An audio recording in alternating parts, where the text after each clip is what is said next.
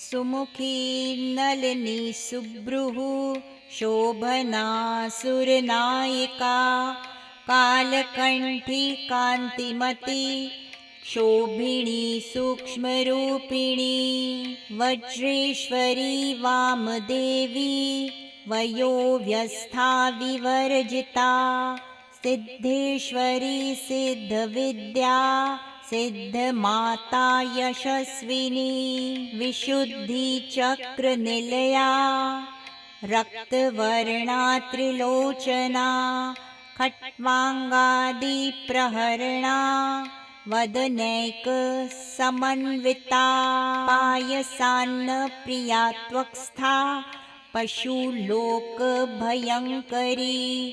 अमृतादिमहाशक्तिः संवृता डाकिनीश्वरी अनाहताब्जनिलया